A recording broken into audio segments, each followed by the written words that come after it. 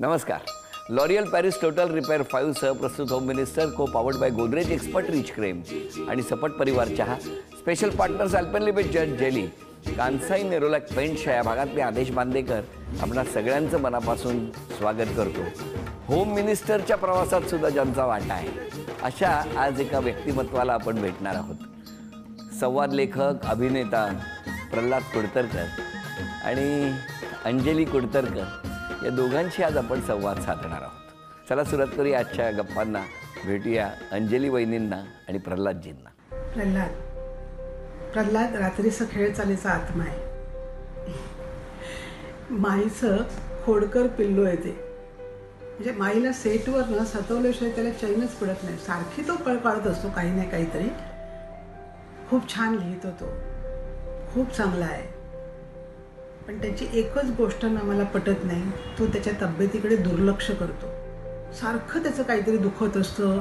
सारखं तो सांगू असतो, हे माझे हात दाबा, पाय दाबा, मान दाबा, डोकं दाबा. तर मला आता चान्स मिळाला आहे तर त्याच्या बायकोकडे एक कंप्लेंट करायची आहे की त्याच्या तब्येतीकडे लक्ष दे, रागव त्याला, पर्याय नाही. त्याची तब्येत चांगलीच राहायला पाहिजे. किती लहान आहे तो वयाने. बाकी प्रल्हादला त्याच्या पुढच्या आयुष्यात यश, कीर्ती, नाव, पैसा सगळं काही ते मिळू दे. माझ्या सगळ्या शुभेच्छा, माझे सगळे आशीर्वाद प्रल्हादच्या पाठीशी आहेत. नमस्कार. नमस्कार. नमस्कार. आधी तुमच्याविषयी कुठलं बालपण? माझं मुंबईचंच. मुंबईत कुठे? माहीमला. शाळा? साधना विद्यालय सायनला. आपलं बालपण कुठलं? परळ लालबागमध्ये भोईवाडा. कसं गेलं बालपण तुमचं? बालपण एकतर चाळीमध्ये गेलं, त्यामुळे धमाल, मजा, मस्ती आणि चाळीमध्ये बालपण गेल्यामुळे बरेचसे कॅरेक्टर बघायला मिळाली, बरीचशी माणसं बघायला मिळाली आजूबाजूला. उत्सव सतत चालू होते आणि मग त्या उत्सवातून काही ना काही करत करत आत्तापर्यंत प्रयत्न करतोय. आई बाबा काय करायचे तुमचे? बाबा BMCमध्ये होते आणि आई हाऊसवाईफ. या क्षेत्राची तुमच्या घरात कोणाला आवड होती? बाबांना. म्हणजे बाबांनी काम वगैरे केलंय? बाबा लहानसहान भूमिका करायचे नाटकांमध्ये आणि गावी सतत नाटकांमध्ये करायचे. पण नंतर एकदा BMCला जॉईन झाले तेव्हापासून नंतर. तुमची भेट कुठे झाली? आमचं अरेंज मॅरेज आहे. म्हणजे भावाच्या मित्राच्या थ्रू आमचं लग्न झालं. पण ते कसं काय?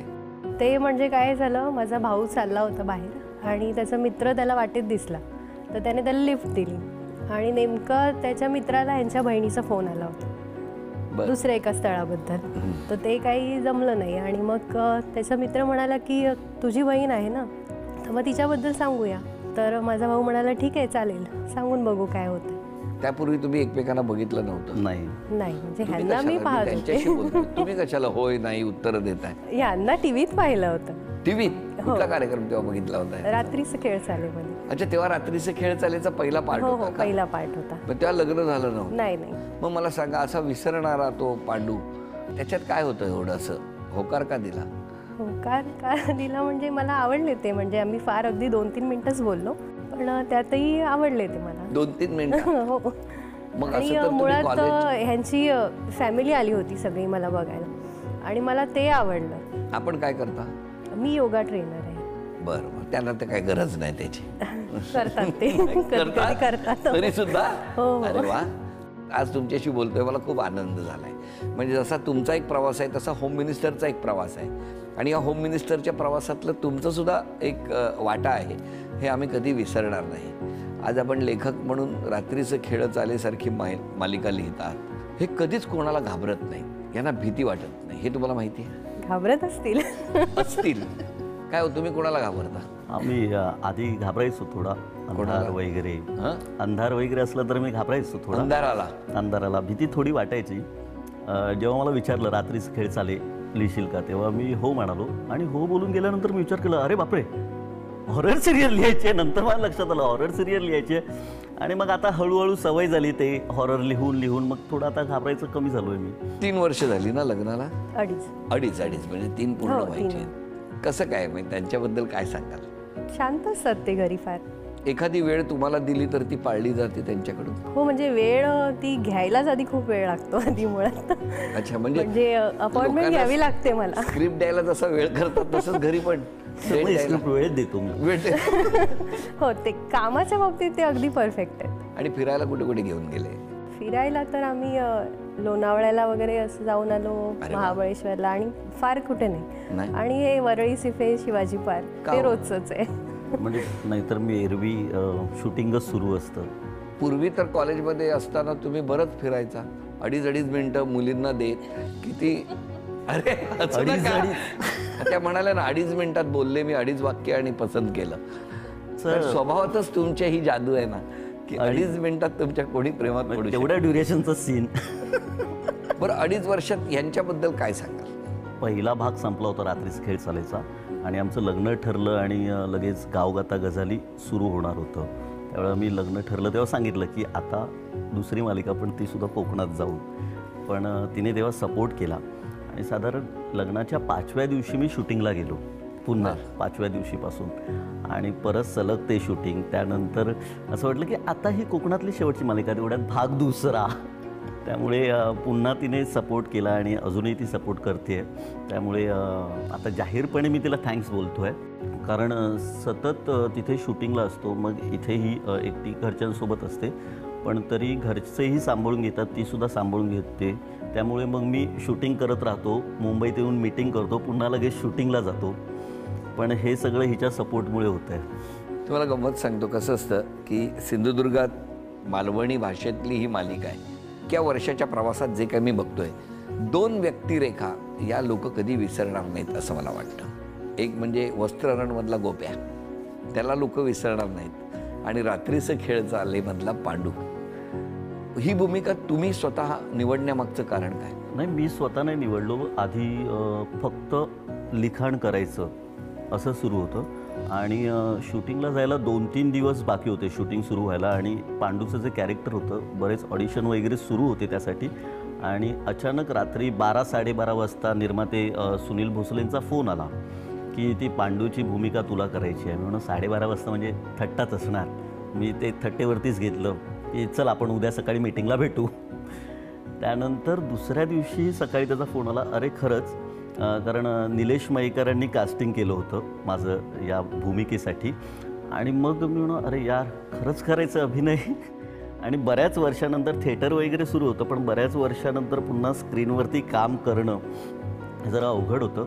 त्यामुळे चाचपडत ते कॅरेक्टर शोधत तिथपर्यंत पोहोचलो आणि फक्त प्रयत्न करतोय की ते तसंच इनोसन्स राहू देत कॅरेक्टरमधलं. तुम्हाला कसं वाटतं जेव्हा त्याला भूमिकेत बघता तुम्ही पांडूच्या तेव्हा? चांगली असते प्रतिक्रिया. म्हणजे अगोदर जो पहिला भाग होता तो मी फक्त यांच्यासाठीच बघायचे, म्हणजे पांडूला बघायचं म्हणूनच मी पाहायचे. आणि आता आवडतं, घरी पण सगळ्यांना खूप आवडतं. एखादी वस्तू त्याला मार्केटमधनं आणायला सांगितली तर ती आणत असताना त्यांचा पांडू होतो कधी? हो, बरेचदा. म्हणजे सगळ्या वस्तू येत नाहीत, म्हणजे ते मुळात वस्तू आणण्याच्या भानगडीत पडतच नाही काही नाही. आणि अगदी आणलं तर आणतात कधी. तुम्हाला काही सरप्राईज दिलं का हो या 3 वर्षात, 2.5 वर्षात? हो, दिलं ना. हो हो हो. मग लक्षात राहतो त्यांचा तुमचा वाढदिवस, लग्नाचा दिवस वगैरे? आमचा वाढदिवस एकाच दिवशी आहे. ते तुम्ही बजेट बघून लग्न केलं? नाही, मित्रांना तो 2 वाढदिवस विसरू नये म्हणून. हो. पण खूप छान आहे, आनंदात आहे. भविष्यात काय करण्याची इच्छा आहे? भविष्यात एवढंच ठरवलंय की एकतर जे काम येईल, कुठलंही काम असो, ते प्रामाणिकपणे करायचं. मला वाटतं ते प्रामाणिकपणे केल्यानंतर पुढचं आपोआप होऊन जातं. त्यामुळे पुढचं अजून काय करायचं असं मोठं प्लॅनिंग वगैरे केलं नाही. जे समोर येईल ते प्रामाणिकपणे करायचं. पण 2-2.5 वर्षामध्ये, म्हणजे पूर्वी तर मला माहितीच आहे की कॉलेज दशेमध्ये मला माहिती आहे की किती चणचण असेल पैशाची किंवा या गोष्टी असतात. या 2-2.5 वर्षात असं कधी क्षण आला की झी मराठीच्या कृपेने नाही आला? म्हणजे असा प्रसंग नाही आला झी मराठीच्या कृपेने. आणि कसं आहे की वेगवेगळे चॅलेंज मिळाले झी मराठीमुळे. म्हणजे होम मिनिस्टर हे एक चॅलेंज होतं, तुमच्यासोबत काम करायला मिळणं म्हणजे चॅलेंज म्हणजे असं नाही. चॅलेंज म्हणजे चांगलं लोकांना वाटेल माझ्यावर करणं म्हणजे कसोटीच आहे. बघा ना, ज्या व्यक्तीला बदनाम करतो, ज्या व्यक्तीला आपण इतकी वर्ष पाहतोय त्या व्यक्तीसोबत नंतर झी मराठीसोबत काम करणं. मला आठवतं माझा पहिला विमान प्रवास हा तुमच्यामुळे झाला होता वाढदिवसाच्या दिवशी. कसा काय? तुम्हीच घेऊन गेला होतात मला औरंगाबादवरून. हो बरोबर बरोबर. आणि त्यानंतर मग वेगवेगळ्या मालिका करायला मिळाल्या. म्हणजे अगदी भाग्यलक्ष्मीपासून कारे दुरावा, जागो मोहन प्यारे, अशा वेगवेगळ्या थाटणीच्या मालिका करायला मिळाल्या. बरेच जण विचारतात की तुझा जॉनर कोणता लिखाणाचा, पण झी मराठीने एवढ्या संधी दिल्या की वेगवेगळ्या पद्धतीचं मला लिहायला मिळालं आणि लोकांनी त्याला दाद दिली, शाबासकी दिली. म्हणून आणखीन असं वाटतं की आणखीन वेगवेगळं लिहत राहावं. बरं तुम्ही आज उखाणा नाही घेतला? मकरात शोभते गणपतीची मूर्ती, मकरात शोभते गणपतीची मूर्ती, प्रल्हादरावांची वाढू दे सर्व दूर कीर्ती. बरं सावंतवाडीला तरी नेलं की नाही? नाही, सावंतवाडीला अजून आम्ही एकत्र गेलो नाही आहे. का हो? कारण एकतर शूटिंग सुरू असतं आणि सीन झालं की मी लगेच ऑफिसमध्ये जाऊन लिहायला बसतो. पुन्हा शूटिंग संपलं की हॉटेलवर जाऊन लिहायला बसतो. त्यामुळे मला माहिती आहे की तिथे तेवढा वेळ देता येणार नाही आहे. नाही नाही, माझं म्हणणं काय आहे की जेव्हा तुमचं शूटिंग संपणार आहे तेव्हा जर त्यांना बोलवलं, हो. पुढचे 2-3 दिवस थांबता येईल ना? पुढच्या 2-3 दिवसात सर इथे मीटिंग असते. ही कारणं आहेत. मी सुद्धा 21 वर्ष झी मराठी बरोबर काम करतोय. कामं असतात त्यामुळे. एवढी काय कामं असतात तुमच्याकडे हो? सर असतात, लिखाणाचं काम असतं. एवढं काय काम असतं? एक लॅपटॉप घेऊन बसले की कामं संपतात त्यांची. या गप्पा अशाच सुरू असताना आता एका खेळाकडे आपण वळणार आहोत. बघूया किती बक्षीस मिळणार आहे दोघांनाही. दोघांनाही 10-10 संधी आहेत. एक टप्पा पडून तो चेंडू मातीच्या बडक्यामध्ये किंवा त्या बरणीमध्ये, ज्याच्यात कोकणामध्ये लोणची विंची घालतात, ते चेंडू गोळा व्हायला पाहिजेत. दोघांनाही 10-10 संधी. दोघांची मिळून 10 गोळा होणं गरजेचं आहे. पहिली संधी तुमच्याकडे.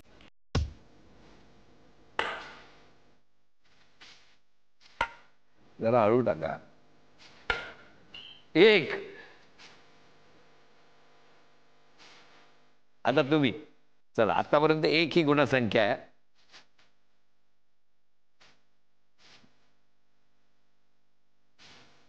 2, 3, अरे 4, 5. अभिनंदन. 5, 6. क्या बात है. ओ 7. चला 8, 9, 10. अरे क्या बात है. झी मराठीकडून ही चांदीची तुळस. अभिनंदन. आणि ही चांदीची अन्नपूर्णा तुमच्याकडे आलेली आहे माऊली. अभिनंदन. त्यांनी स्वभावात कुठला बदल केला पाहिजे? नाही ठीक आहे, चांगला आहे त्यांचा स्वभाव, फार नको बदलायला. आहेत तसे छान आहेत. मी त्यांना काही सूचना द्यायची गरज नाही.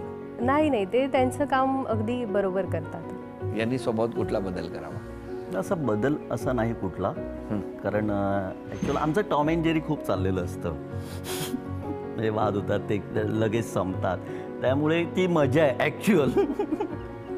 म्हणजे मोनोटोनस नाही होत संसार. दोघांची जन्मतारीख 1 आहे म्हणून तुम्ही असं ठरवलंय का की दोघांनी कुठला बदल करण्याची आवश्यकता नाही? नाही नाही, कारण खरंच काही गरज खरंच नाही. तुम्ही कधी सल्ले देता एखाद्या सीनमध्ये किंवा एखाद्या मालिकेत असं व्हायला पाहिजे होतं किंवा असं होणार किंवा अशी उत्सुकता आहे तर काय होणार आहे पुढे, असं तुम्हाला पेपर आधी फुटतो कधी? नाही, फार अगदी रे. आधी आज एपिसोड आहे तर आज सांगतील, पण त्याच्या आधी नाही सांगणार. नाही नाही, सांगणार. नाही. म्हणजे तेवढं ते मनात ठेवतात. हो, सगळ्या गोष्टी त्यांनी आजपर्यंतच्या तुम्हाला सांगितल्या? सांगितलं असतील बहुतेक. काय सांगायचं विसरून गेलाय? नाही नाही, असं काहीच नाही. पांडूसारखं नाही सर, काहीच नाही सांगितलं. सगळं सांगितलं.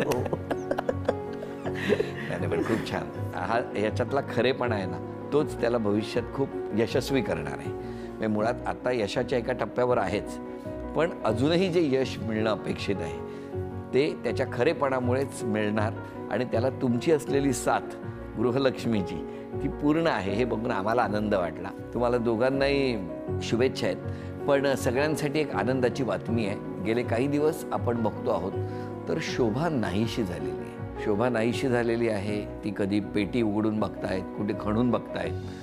ते आबा तर वेड्यासारखे फिरतायत, वच्छी कुठेही जाते आहे. असं सगळं असलं तरीसुद्धा आत्ता शोभा प्रकट होणार आहेत, कारण त्या तुमच्याबद्दल काहीतरी बोलू पाहत आहेत. काय म्हणतायत बघूया. काय ठरलं दादा, आज तुझ्याविषयी बोलायचंय. बापरे, खरं तर ना तू मला सुरुवातीला भेटलास ना तेव्हा मला असं वाटलं की तुझ्या खूप म्हणजे ऍटिट्यूड ठासून गेला. सॉरी या, पण असं नाहीये, तू खरंच तसं नाहीस. तुझ्यासोबत ना बोलताना वगैरे खूप खूप मजा येते, सीन करताना खूप मजा येते. आणि तुझा एक म्हणजे मला खूप आवडले, तू आहेसच मोठा लेखक, पण मला एक तुझ्यात एक गोष्ट खूप आवडली होती. तू एकदा सीन ना 3 मिनिटात लिहून दिलं होतंस. बापरे, कसं काय हे शक्य होतं रे तुला?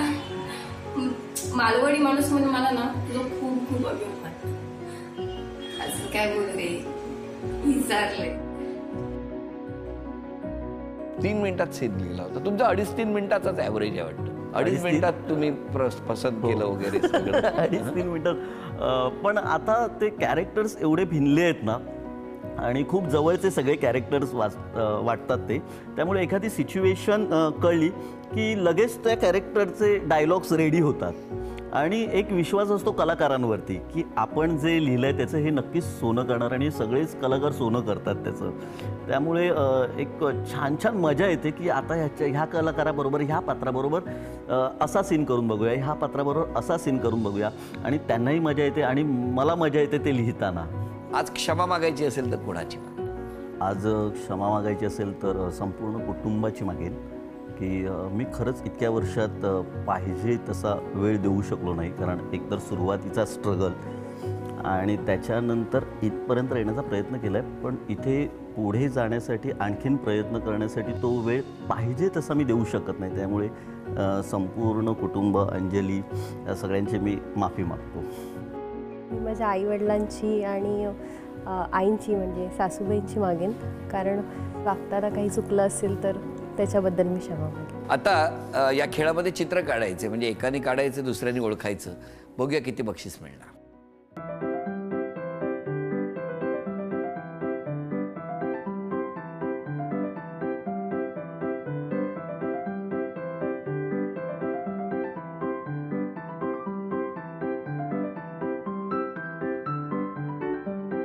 टोमॅटो आदित्य काढलं म्हणून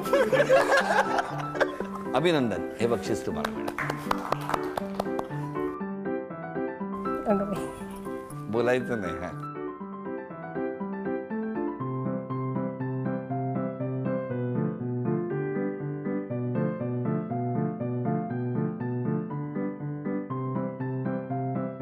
पांडू असा दिसतो का? आरशात बघतोय. अभिनंदन.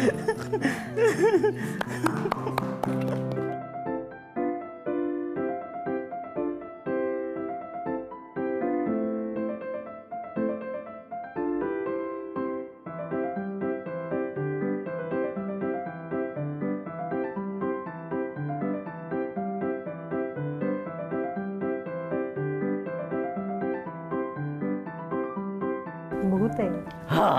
येस. कसं ओळखलं? पाय उलटे ते.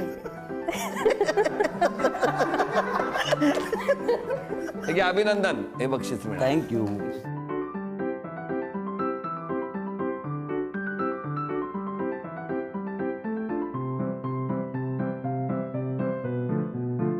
क्लास.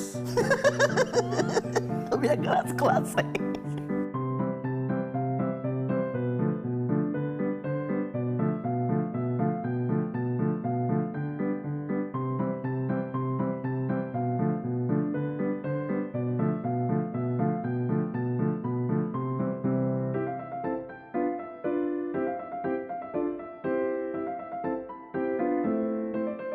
काय अस्वल आहे का?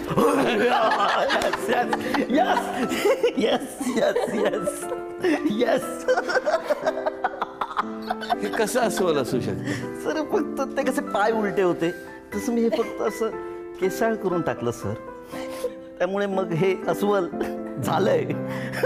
झालंय म्हणजे चुकून झालंय. अस्वलही ओळखलं नाही स्वतः. तुमच्या प्रेमाला माना. तुम्ही कशालाही अस्वल म्हणता. आता क्षण आलेला आहे तो सन्मानाचा. भरपूर पैसे मिळो, भरपूर चेकवरती अशी सही करता यावी, आणि उत्तमोत्तम कॉन्ट्रॅक्ट्स तुम्हाला सही करण्याची संधी मिळो, आणि ज्या ज्या इच्छा राहिलेल्या आहेत त्या पूर्ण हो, झी मराठीकडून ही भेटवस्तू. अभिनंदन. आणि वहिनींना तथास्तू पुणे यांच्याकडून मिळते आहे पैठणी. अभिनंदन. आजचा भाग इथेच संपवून पुन्हा भेटूया अशीच एक पैठणी घेऊन होम मिनिस्टरच्या पुढच्या भागात. नमस्कार.